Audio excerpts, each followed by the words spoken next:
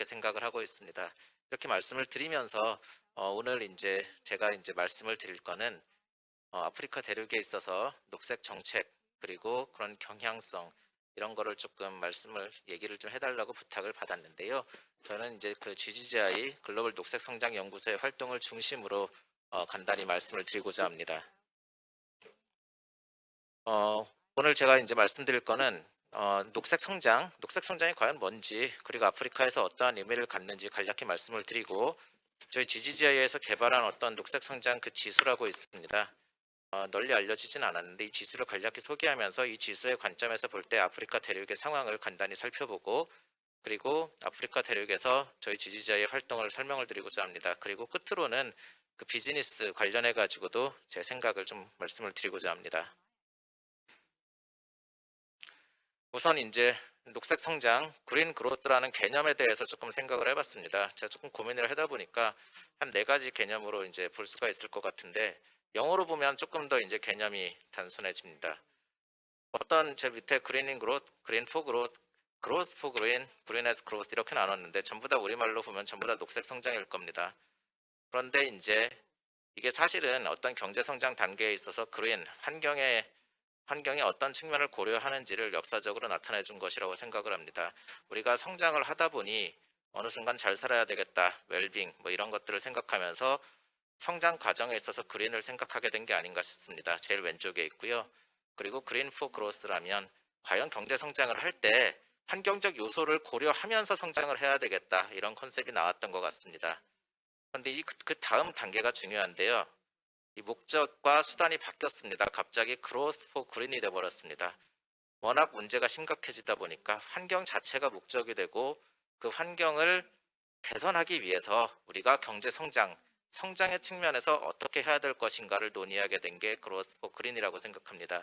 자, 저기 이제 사진을 어떤 의사 선생님께서 태양광 판넬을 들고 있는 걸 생각했는데 이제 집어넣었는데, 사실은 그린 그로스, 여기서 이 그로스 대신에 헬스를 넣어도 비슷하게 될 거라고 생각을 했습니다. 왜냐하면 보건 분야도 굉장히 그 탄소 배출이 많은 그런 섹터 중에 하나거든요. 그러면서 보건 측면에서도, 그러니까 성장 측면에서도 녹색에 기여를 해야 된다는 의미로 저런 사진을 집어넣었습니다.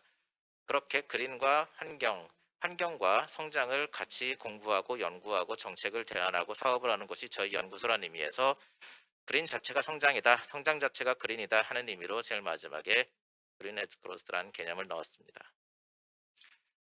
몇 가지 이제 길게 썼습니다. 그런데 이제 시간 관계상 좀 간략히 조금 말씀을 드리고 넘어가겠습니다. 아프리카에서 이제 녹색 성장의 여러 가지 이제 도전 요소들, 그리고 동시에 기회 요소들이 있습니다. 우선 제일 위에 최근에 코비드 19 팬데믹 코로나 사태에 대해서 썼습니다. 사실 이게 이제 아프리카 대륙에서 갖는 의미가 지난 20년 만에 최초로 경제 침체, 리세션이 발생했다고 합니다. 그만큼 아프리카 대륙은 고성장하는 대륙이었고 많은 기회와 가능성을 주었던 대륙인데, 이 코로나 사태로 인해서 최초의 이제 경제 침체가 일어났습니다.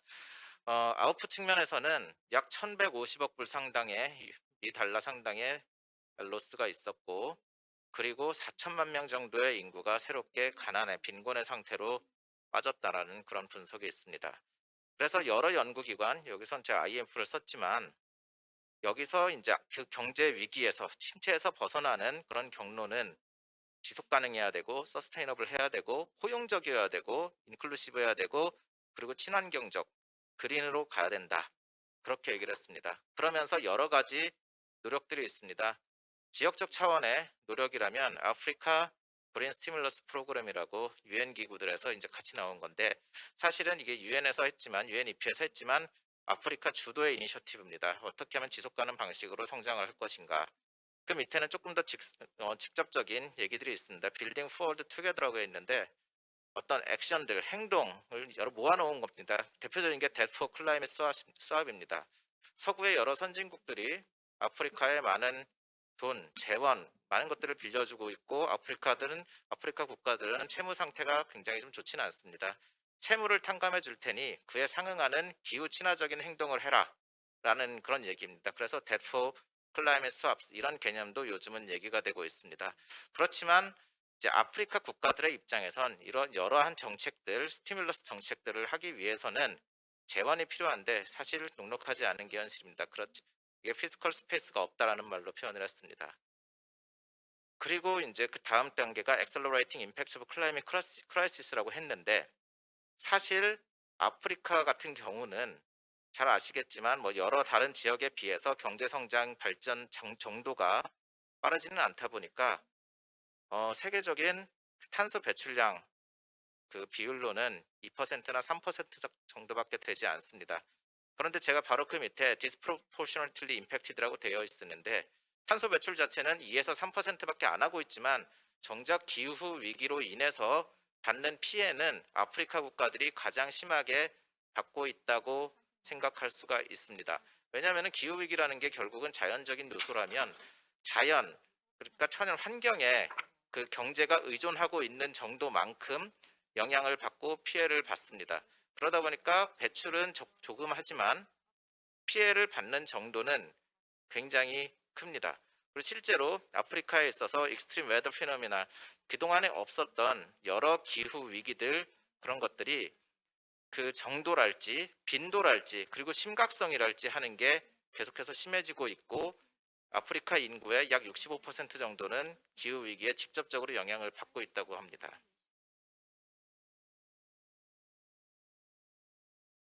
그리고 이제 그러한 기후 위기로 인해서 발생하는 문제들이 생물 다양성의 위기, 그리고 여러 살림에 있어서 벌채랄지 하는 그런 것들, 랜드 코스털 디그레데이션, 그 저희가 살고 있는 그러니까 대륙 자체의 토양이 황폐화되고 바다에도 문제가 좀 발생을 하고 있는 것 같습니다.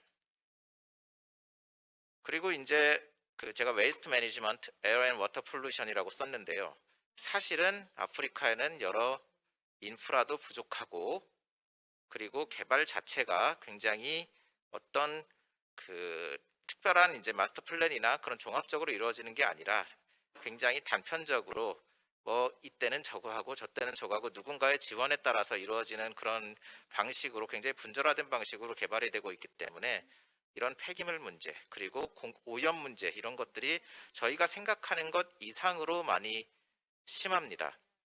그래서 실제로 이 폐기물 문제 같은 경우는 서방 국가로부터 혹은 선진국으로부터 여러 전자 쓰레기들 그런 게 이제 폐기가 되고 있고 그리고 실제로 그거를 재활용하는 그런 비율이랄지 그리고 그 폐기물을 처리하고 잘 또 활용하는 이제 그런 시스템들이 많이 이제 부족합니다.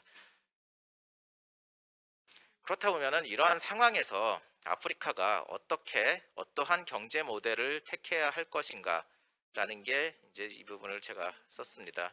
사실은 더 큰 지속 가능성과 포용성을 가지고 그런 나아가는 새로운 경제 모델을 저희 만들어야 된다. 이게 저희의 제안이고 이게 저희 GGGI에서 말하는 녹색 성장 경제 모델이라고 생각을 합니다.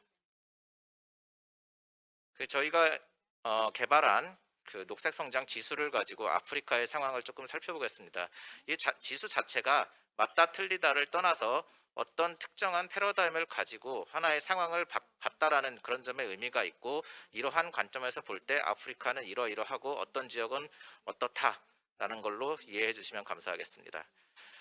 이 지수 자체는 저희가 크게 네 가지 차원에서 이제 봤습니다. 그 왼쪽 위에 보시면은 Efficient and Sustainable Resource Use라고 효율적이고 지속 가능한 자원의 사용. 그리고 그 오른편에는 Green Economic Opportunity라고 해서 저희가 그린 인베스트먼트랄지 그린 트레이드, 그린 인플로이먼트, 그린 이노베이션 이런 차원에서 저희가 하나의 지수를 봤습니다. 어쩌면 오늘 그 세미나의 주제가 그린 비즈니스이기 때문에 이코노믹 어퍼튜니티 이런 측면에서 좀 이따 제가 보여드릴 결과를 보시면 조금 더 이해가 되실 수도 있을 것 같습니다. 그리고 왼쪽 하단을 보시면 소셜 인클루전이라고 아프리카 전역에 걸쳐서 성이랄지 그 사회적 공평, 정의 이런 차원에서 저희가 지수를 만든 거고요. 오른쪽 하단에 보시면 내추럴 캐피털 프로텍션이라고 천연 자원이랄지 그리고 온실가스 배출이랄지 하는 차원에서 저희가 지수를 만들었습니다.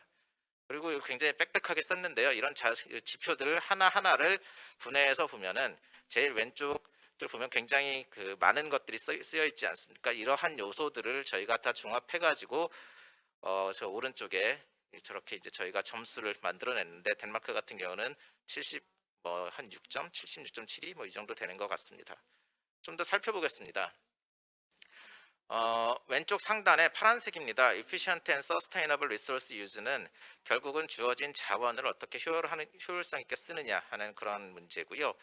시간 관계상 제가 좀 많은 걸 생략하고 오른쪽에 Green Economic Opportunity 이 부분을 살펴보겠습니다. 이 부분이 사실 오늘 주제와도 관련이 있어서요. 보시면 Adjusted Net Saving입니다. 아프리카에서 이제 뭐 자원을 사용하고 그리고 오염, 이제 폴루션 들이 이제 발생하는데 그러한 비용들을 전부 다 제한 그런 순수한 세이빙을 계산을 한 거고 그 밑에는 Share of Export of Environmental Goods입니다. 어떤 환경성이 있는 그런 재화를 어느 정도 이제 수출을 하고 있는지 전체 수출 대비 그런 거를 이제 저희가 고민을 했습니다. 그리고 아래쪽에는 Share of Green Employment입니다. 녹색 분야에 이제 노동을 하고 있는 사람들의 비율을 저희가 봤고요. 그리고 그 아래는 Share of 페이턴트입니다. 그 특허, 환경 쪽 관련된 특허의 비율을 봤습니다. 보시면은 전반적인 이제 그림을 보시면은 제일 왼쪽에 파란색이 아프리카이고 그 밑에 뭐 있지만 그 옆으로는 미주 지역 그리고 가운데 열이 아시아 그리고 유럽, 오세아니아 지역입니다. 뭐 전반적인 경향성을 보시면 아시겠지만 제일 이제 저로서는 재미있었던 부분이 그린 이코노믹 어퍼튜니티가 모든 대륙에 있어서 가장 아래쪽에 있습니다. 녹색 분야만 가지고 사업을 하는 게 아직까지는 쉽지 않다라는 정도의 경향성을 보실 수 있을 것 같습니다. 특히 아프리카 같은 경우는 뭐 어떠한 분야에 보더라도 아프리카가 다른 대륙에 비해서는 지금 아직은 많이 부족한 상황이지만 그린 이코노믹 어퍼튜니티 측면에서는 더더욱이나 문제가 심한 것 같습니다. 조금 더 이제 자세히 살펴보겠습니다. 아프리카 자체 그 대륙을 한 4군데로 이렇게 5군데로 지금 저희가 구별을 했습니다. 아까 박사님께서도 5군데로 이렇게 나누어서 보통 본다고 했는데요. 이스트 아프리카, 미들 아프리카, 노던, 사우스, 서던, 웨스턴 이렇게 다 구별을 했습니다. 여기서 볼 때에도 그 제가 조금 전에 전체적인 그 지수에서도 마찬가지로 그린 이코노믹 어퍼튜니티 녹색 분야에 있어서의 그런 기회가 가장 낮은 걸로 조사가 됐고 전반적인 평균치를 봤을 때는 다 40점 이하 혹은 40점 정도의 아프리카가 종합적인 지수는 그 정도로 되는 것 같습니다.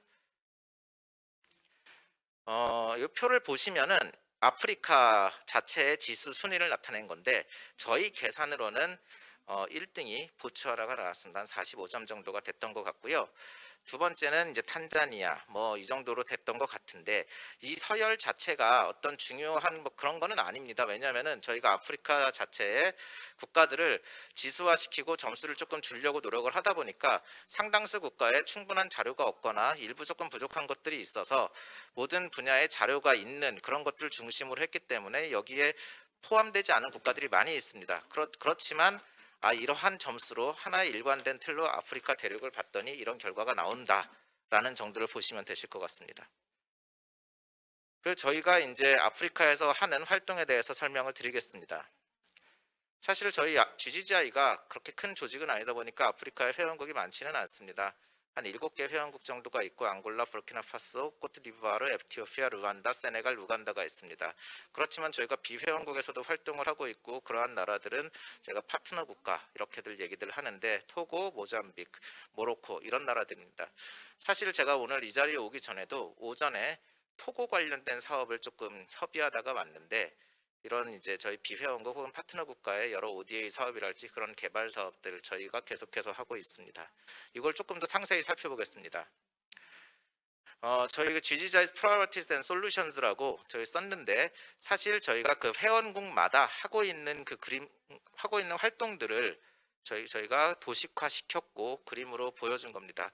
뭐 내용들은 보시면 클라이밋 액션이랄지 웨이스트 그러니까 폐기물 관련된 그런 활동이랄지 아니면은 기후, 금융, 태양광, 뭐 지속 가능한 살림 그리고 클라이밋 스마트 에그리컬처 농업 분야 활동들 그런 것들이 굉장히 많이 망라되어 있습니다. 저희 이제 아프리카 대륙에 그림을 보시면은 왼쪽 상단에 있는 그런 그림들은 모로코에서 활동을 하고 있는 그런 저희가 활동 분야들을 써놓은 거고, 그리고 오른쪽 편을 보시면 에티오피아에 아무래도 여러 개 그림들이 많이 있지 않습니까? 저희가 에티오피아 사업들이 굉장히 많다고 이렇게 보시면 되실 것 같습니다. 그런데 이게 지금 이 순간에 저희가 이렇게 하고 있다는 것이고, 앞으로는 조금 더 많은 쪽으로 사업의 다각화는 있을 것 같습니다. 몇 가지 이제 사례를 좀 가져왔는데, 세네갈 같은 경우는 이제 저희가 어떤 쌀의 생산에 있어서 태양광을 활용한 관계, 그 이리게이션 사업을 조금 하고 있습니다. 그리고 부르키나파소, 에티오피아, 우간다 같은 경우는 마찬가지로 태양광을 이용한, 그리고 마이크로 미니 그리드 그 소규모 전력망을 만들어내서 저희가 이제 하는 이제 그런 사업들을 하고 있습니다. 사실 이제 저희 지지자의 사업이 어떻게 보면은 여러 기존에 했던 사업들을 다른 것과 크게 차이가 없을지도 모릅니다. 다만 저희는 기구 자체의 의미가 녹색을 강조하는 기구다 보니까 사업 자체의 개발, 그리고 그 이행해 나가는 과정, 그리고 그 결과까지 하나의 녹색을 하나의 일관된 컴포넌트로 해서 녹색 자체가 목적으로 해가지고 저희가 사업을 하는 경우가 많이 있습니다. 똑같은 요즘같이 이제 그린 ODA든 녹색이 많이 이제 언급이 되고 있는데, 똑같은 수상 태양광 혹은 에너지 사업을 한다고 할 때 다른 기구 같은 경우는 예를 들어 수상 태양광을 하기 위한 패널을 깔 때 단순한 경제적 분석이나 효용성 이런 거를 가지고 사업을 하지만, 저희가 하는 사업에서는 결과는 똑같이 태양광 패널을 깔지만 처음부터 이 사업을 함으로써 CO2는 얼마나 줄어들고 어떤 목적을 가지고 이제 저희가 사업을 개발을 하고 있습니다. 그러다 보니까 만들어내는 결과물은 비슷할지 모르지만 사업 자체의 가치는 많이 이제 다른 그런 상황입니다. 그래서 이제 제가 이제 여기 Shared Vision for Africa's Green Transition이라고 했는데, 이 부분에서 이제 제가 조금 간략히 조금 말씀을 드리겠습니다. 사실 아프리카 자체가 우리가 흔히 기회의 땅이다, 이제 그런 얘기들 많이 하는데 많이 어려운 게 사실입니다. 사업하기도 많이 어렵고. 그래서 이제 기후 분야의 관점에서 말씀을 드리자면, 우리가 흔히들 기후 감축이다, 배출량 감축에 대해서 미티게이션 얘기를 많이 합니다. 그리고 적응을 해야 된다 해서 어댑테이션 얘기를 많이 합니다. 쉽게 말해서 감축은 배출량 자체를 줄이자는 거고, 적응은 지금 주어진 상황에서 정책이나 이러한 여러 환경적인 요소를 고려해 가지고 이런 걸 조금씩 바꾸어 가면서 어떻게 잘 적응할 것인가, 그리고 이러한 적응을 통해서 어떻게 감축을 할 것인가 하는 문제가 있습니다. 그런데 이제 아프리카 같은 경우는 아직은 경제 발전 정도가 높지가 않기 때문에 많이 천연 자원에 의존을 하고 있는 부분이 많이 있습니다. 그러다 보니까 지금 당장 이 나라에 필요한 거는 기후 위기 자체의 트렌드를 당장 바꿀 수 있는 게 아니다 보니까 적응 측면에 있어서의 노력이 많이 필요합니다. 그게 저희가 생각하고 있는, 예를 들면 클라이밋 스마트 에그리컬처랄지 농업 환경을 바꿔주고 어떠한 친환경적인 방향을 가지고 그렇게 도와주는 겁니다. 그런데 동시에 그 감축 측면에서의 노력도 있어야 됩니다. 그 감축은 쉽게 말하면 에너지 전환이 될 겁니다. 어떤 특별한 에너지원을, 예를 들어 수소 에너지를 바꾸고 혹은 신재생 에너지를 쓰게 되면은 그로 인해서 분명히 에너지원이 바뀜으로 인해서 배출량이 줄어듭니다. 다만 이 경우는 굉장히 큰 투자나 이런 게 필요할 겁니다. 현실적으로 이 부분은 아프리카 자체에서 하기는 굉장히 쉽지가 않습니다. 우리나라 또한 우리 기업이 그쪽으로 들어가려면 저희 수출입은행의 어떤 론이랄지 아니면 무언가 상업적인 그런 파이낸싱 메커니즘을 이용해야지 미티게이션 측면에서는 아마 효율적으로 들어갈 수 있을 겁니다. 분명히 저희가 모빌리티 차원에서 녹색 모빌리티, 전기차 이런 것들을 많이 하려고 하더라도 굉장히 큰 인프라 사업 혹은 투자 사업이 같이 병행이 돼야 되기 때문에 미티게이션 사업은 아무래도 국제 협력 사업들, 뱅크를 낀 사업들 이렇게 가야 될 것 같습니다. 그래서 저희가 현실적으로 우리 중소기업이나 아니면 국제기구 이런 그 크지 않은 사업을 할 때에는 아무래도 완화보다는 적응 측면에서의 작은 사업들을 중심으로 하되, 큰 사업 같은 미티게이션 측면의 사업은 대규모 프로젝트를 저희가 그 대기업이랄지 아니면 조금 더 큰 파이낸싱 메커니즘을 가지고 들어가야 되는 게 아닌가 하는 생각을 가지고 있습니다.